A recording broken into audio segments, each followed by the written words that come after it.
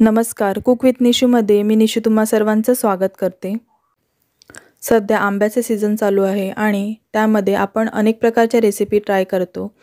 तर अशाच पद्धतीने मी तुम्हाला एक परफेक्ट प्रमाणासह आंब्याचा शिरा कसा बनवायचा ते दाखवणार आहे। कमीत कमी साहित्यामध्ये परंतु चविष्ट असा शिरा आपण इथे आज बनवणार आहोत। चला तर मग त्यासाठी लागणारे साहित्य आपण बघून घेऊया।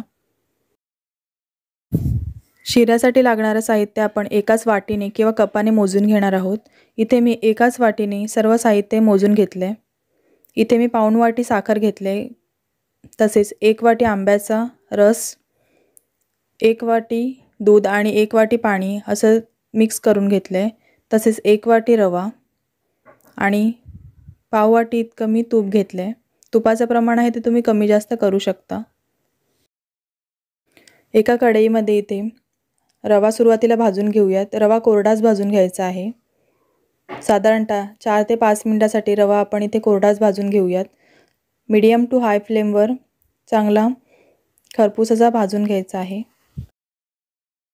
सुरुवातीला जर तूप घातलं तर रवा आहे तो व्यवस्थित भाजला जात नाही। रवा चांगला मीडियम टू हाय फ्लेमवर 4 ते 5 मिनिटांसाठी भाजून झालाय। आता आपण ह्यामध्ये तूप घेऊयात। तुपाचं प्रमाण आहे ते तुम्ही वाढवू देखील शकता। पुन्हा आपल्याला इथे 3 ते 4 मिनिटांसाठी मीडियम टू लो फ्लेमवर रवा चांगला तुपासोबत भाजून घ्यायचा आहे।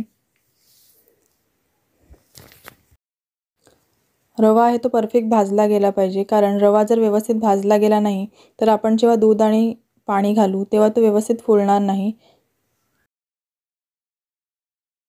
दूध आणि पाण्याचे मिश्रण आहे ते देखील मी एका साईडला गरम करत ठेवलंय।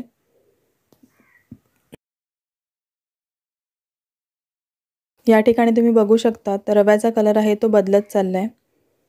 रवा आहे तो व्यवस्थित भाजून झालाय। आता आपण ह्यामध्ये दूध आणि पाण्याचे मिश्रण आहे ते घालून घेऊयात। इथे दूध आणि पाण्याचा वापर केलाय। तुम्हाला जर हवं असेल तर तुम्ही नुसतं पाणी किंवा नुसतं दूध देखील इथे वापरू शकता। आता हे सर्व मिश्रण आपण एकजीव करून घेऊयात। ही सर्व प्रोसेस करताना शक्यतो गॅसची फ्लेम आहे ती लो ठेवायची। आता ह्यामध्ये मी साखर देखील घालून घेते। इथे मी साधारणतः पाऊण वाटी इतकी साखर घेतले। तुम्ही इथे साखरेचं प्रमाण आंब्याच्या गोडीप्रमाणे कमी जास्त करू शकता। आता आपण हे मिश्रण आहे ते साधारणतः 2 ते 3 मिनिटांसाठी झाकून ठेवून देऊया। मंद गॅसवर रवा चांगला शिजू द्यायचा आहे।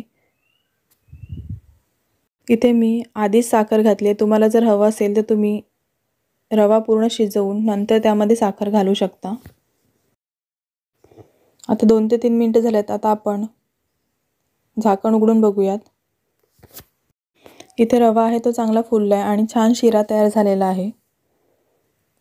जर व्यवस्थित फुलला नसेल तर तुम्ही अजून 1-2 मिनिटांसाठी झाकण ठेवून देऊ शकता। आता आपण ह्यामध्ये आंब्याचा जो पल्प काढून घेतलाय तो घालून घेऊयात। आता आंब्याचा जो रस आहे तो व्यवस्थित ह्या शिऱ्यामध्ये मिक्स करून घ्यायचा आहे।